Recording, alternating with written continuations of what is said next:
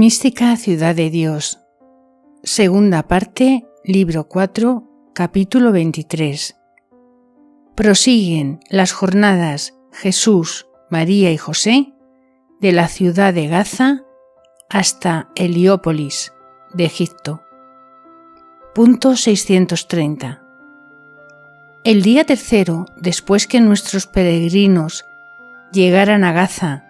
partieron de aquella ciudad para Egipto, y dejando luego los poblados de Palestina, se metieron en los desiertos arenosos que se llaman de Bersabé, encaminándose por espacio de 60 leguas y más de despoblados para llegar a tomar asiento en la ciudad de Heliópolis, que ahora se llama El Cairo, de Egipto. En este desierto peregrinaron algunos días, porque las jornadas eran cortas, así por la descomodidad del camino tan arenoso, como por el trabajo que padecieron con la falta de abrigo y de sustento,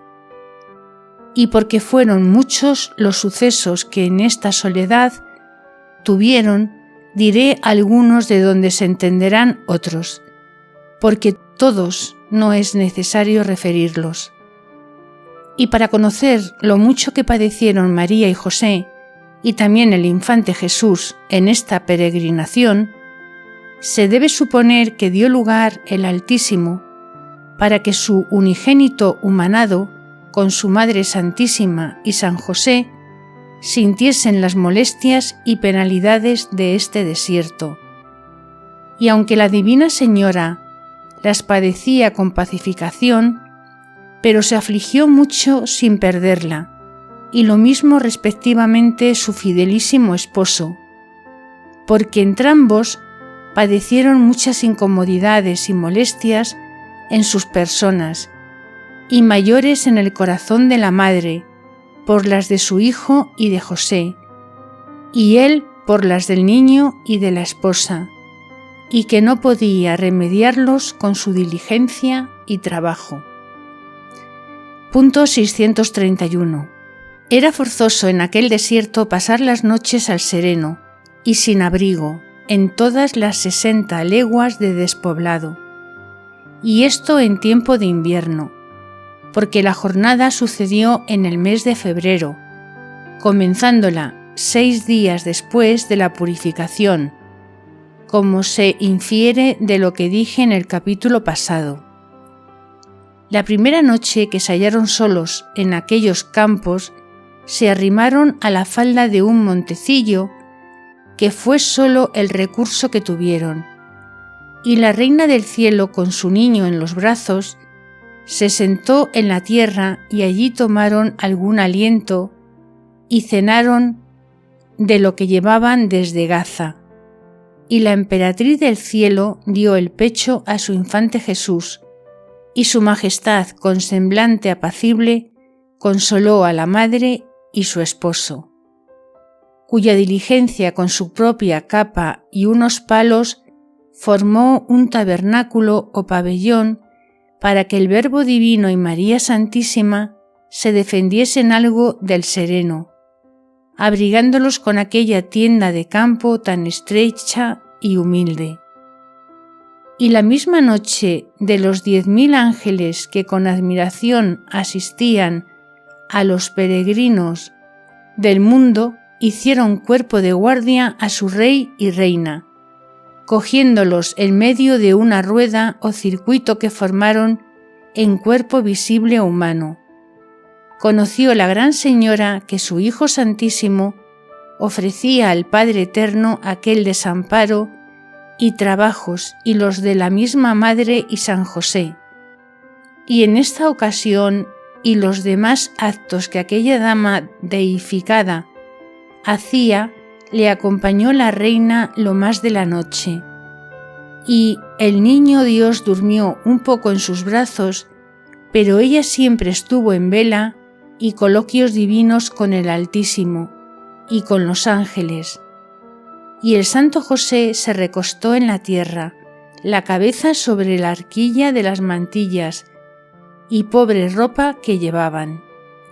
Punto 632. Prosiguieron el día siguiente su camino y luego les faltó en el viaje la prevención de pan y algunas frutas que llevaban, con que la Señora del cielo y tierra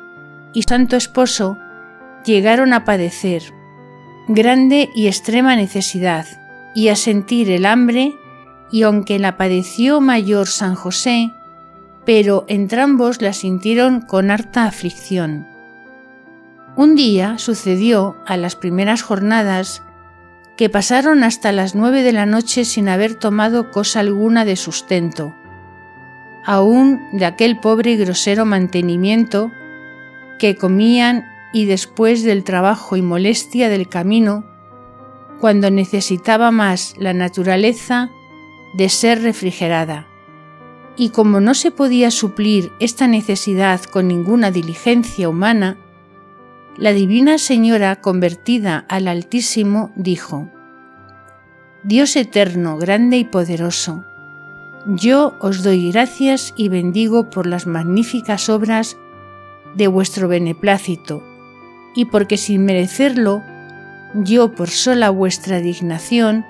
me disteis el ser, vida, y con ella me habéis conservado y levantado, siendo polvo e inútil criatura. No he dado por estos beneficios el digno retorno, pues ¿cómo pediré para mí lo que no puedo recompensar? Pero Señor y Padre mío, mirad a vuestro unigénito y concededme con que le alimente la vida natural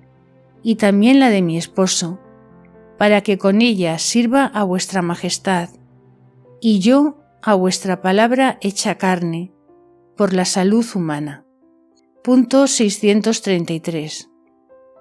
Para que estos clamores de la Dulcísima Madre naciesen de mayor tribulación, dio lugar el Altísimo a los elementos para que con sus inclemencias los afligiesen sobre el hambre, cansancio y desamparo, porque se levantó un temporal de agua y vientos muy destemplados que los cegaba y fatigaba mucho. Este trabajo afligió más a la piadosa y amorosa Madre por el cuidado del Niño Dios, tan delicado y tierno, que aún no tenía 50 días, y aunque le cubrió y abrigó como pudo, pero no bastó para que como verdadero hombre no sintiese la inclemencia y rigor del tiempo, manifestándolo con llorar y tiritar de frío, como lo hicieran los demás niños, hombres puros. Entonces, la cuidadosa Madre, usando del poder de Reina y Señora de las criaturas, mandó con imperio a los elementos que no ofendiesen a su mismo Criador, sino que le sirviesen de abrigo y refrigerio,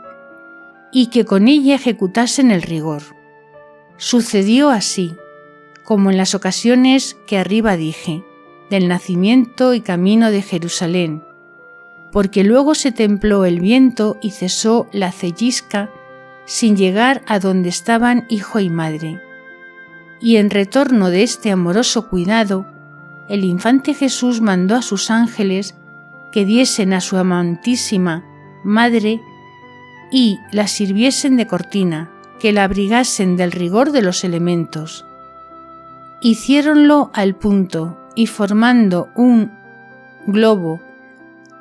de resplandor muy denso y hermoso por extremo, encerraron en él a su Dios humanado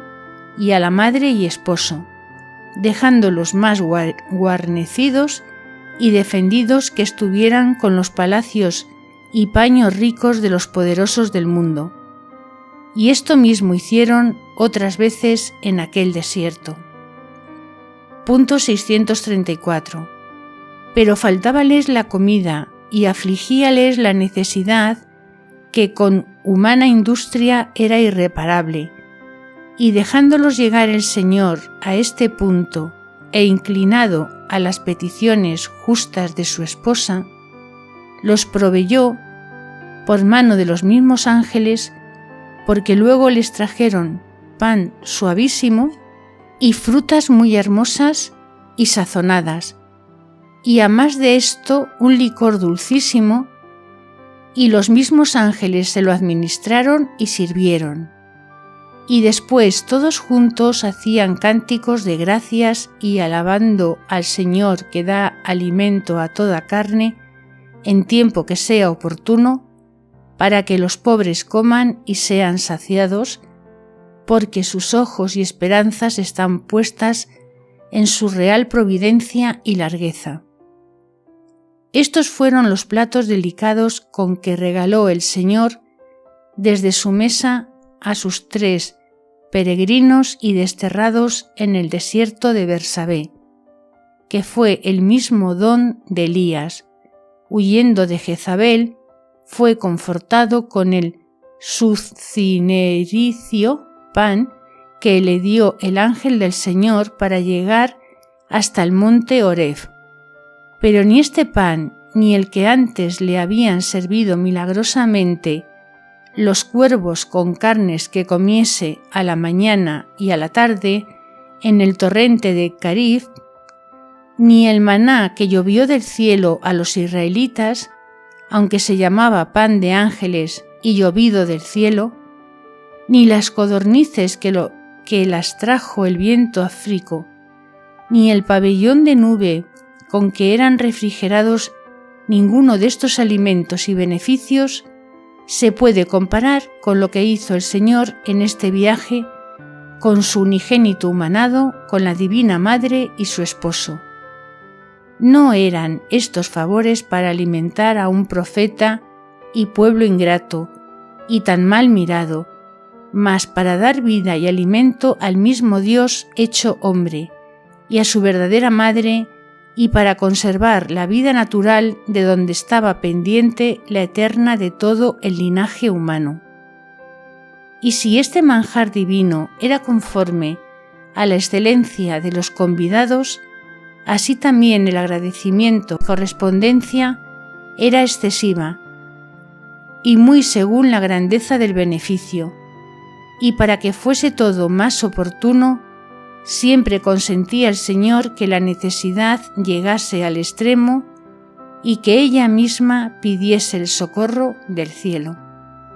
Punto 635. Alégrense con este ejemplo los pobres y no desmayen los hambrientos. Esperen los desamparados y nadie se querelle de la divina providencia por afligido y menesteroso que se halle. ¿Cuándo faltó el Señor a quien espera en Él? ¿Cuándo volvió su paternal rostro a los hijos contristados y pobres? Hermanos somos de su unigénito humanado, hijos y herederos de sus bienes, y también hijos de su Madre piadosísima. Pues, oh hijos de Dios y de María Santísima, ¿cómo desconfiáis de tales padres en vuestra pobreza? ¿Por qué les negáis a ellos esta gloria y a vosotros el derecho de que os alimenten y socorran? Llegad con humildad y confianza, que los ojos de vuestros padres os miran, sus oídos oyen el clamor de vuestra necesidad, y las manos de esta señora están extendidas al pobre y sus palmas abiertas al necesitado. Y vosotros, ricos de este siglo, ¿por qué o cómo confiáis en solas vuestras inciertas riquezas con peligro de desfallecer en la fe y granjeando de contado gravísimos cuidados y dolores, como os amenaza el apóstol? No confesáis ni profesáis en la codicia ser hijos de Dios y de su Madre, antes lo negáis con las obras, y os reputáis por espurios o hijos de otros padres, porque el verdadero ilegítimo solo sabe confiar en el cuidado y amor de sus padres verdaderos, y les agravia si pone su esperanza en otros, no solo extraños pero enemigos. Esta verdad me enseña la divina luz, y me compele la caridad a decirla. Punto 636. No solo cuidaba el Altísimo Padre de alimentar a nuestros peregrinos, pero también de recrearlos visiblemente para alivio de la molestia del camino y prolija soledad. Y sucedía algunas veces que, llegando la Divina Madre a descansar y sentarse en el suelo con su infante Dios, venían de las montañas a ella mucho número de aves, como en otra ocasión dije, y con suavidad de gorgojeos y variedad de sus plumas, la entretenían y recreaban, y se le ponían en los hombros y en las manos, para regalarse con ella. Y la prudentísima reina las admitía y convidaba, mandándoles que reconociesen a su Criador y le hiciesen cánticos y reverencia en agradecimiento de que les había criado tan hermosas y vestidas de plumas para gozar del aire y de la tierra,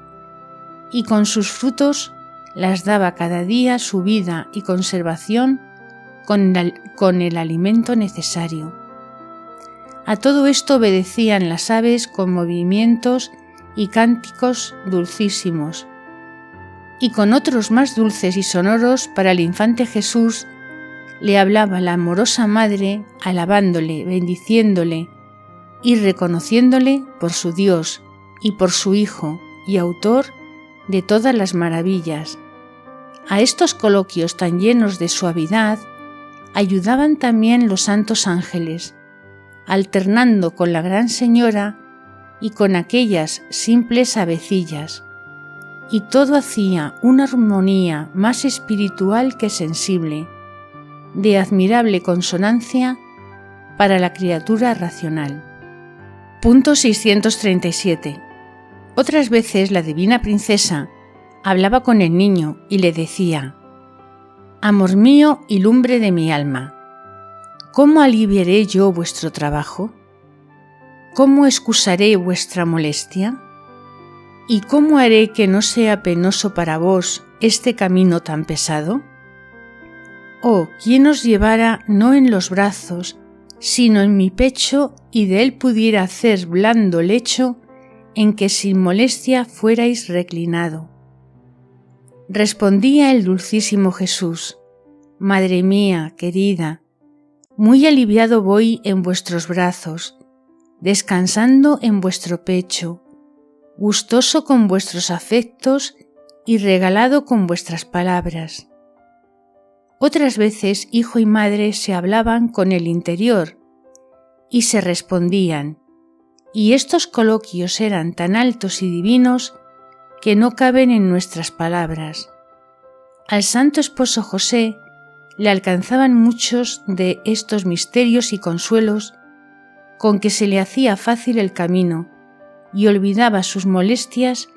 y sentía la suavidad y dulzura de su deseable compañía, aunque no sabía ni oía que el niño hablaba sensiblemente con la madre, porque este favor era para ella sola por entonces, como dije arriba, y en este modo prosiguieron nuestros desterrados su camino para Egipto. Doctrina de la Reina del Cielo María Santísima Nuestra Señora. Punto 638. Hija mía, así como los que conocen al Señor saben esperar en Él, así los que no esperan en su bondad y el amor inmenso no tienen perfecto conocimiento de su majestad, y al defecto de fe y esperanza se sigue el no amarle y luego poner el amor donde está la confianza, muy alto concepto y estimación. Y en este error consiste todo el daño y ruina de los mortales, porque de la bondad infinita que les dio el ser y conservación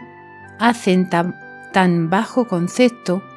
que por esto no saben poner en Dios toda su confianza, y desfalleciendo en ella falta el amor que le debían y le convierten a las criaturas y confían y aprecian en ellas lo que apetecen, que es el poder, las riquezas, el fausto y la vanidad.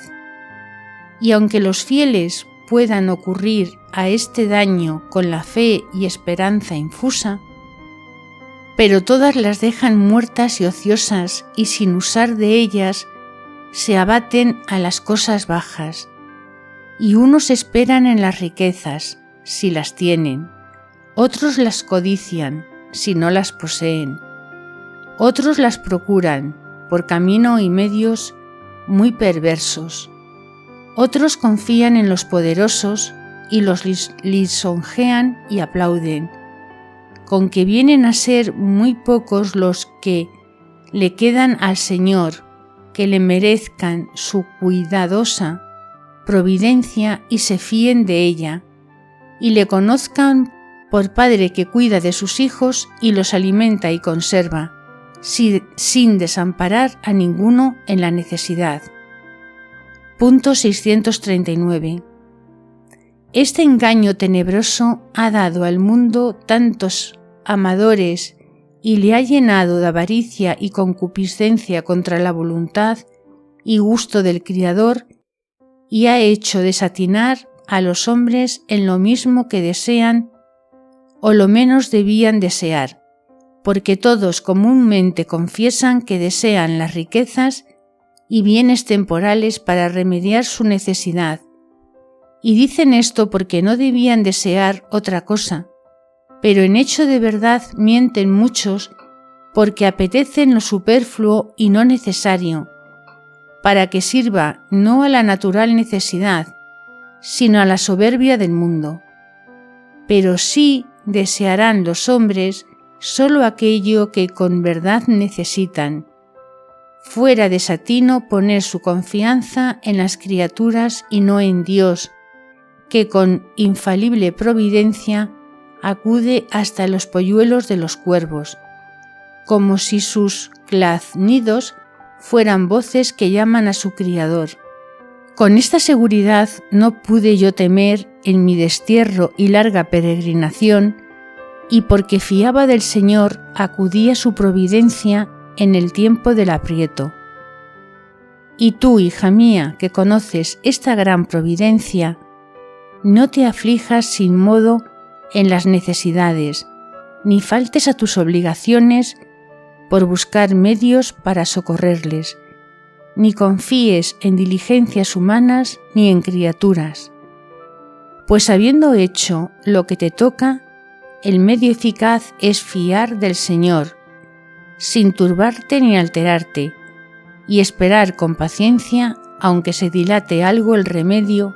que siempre llegará en el tiempo más conveniente y oportuno.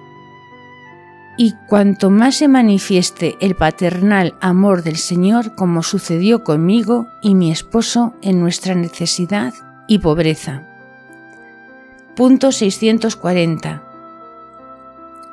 Los que no sufren con paciencia y no quieren padecer necesidad,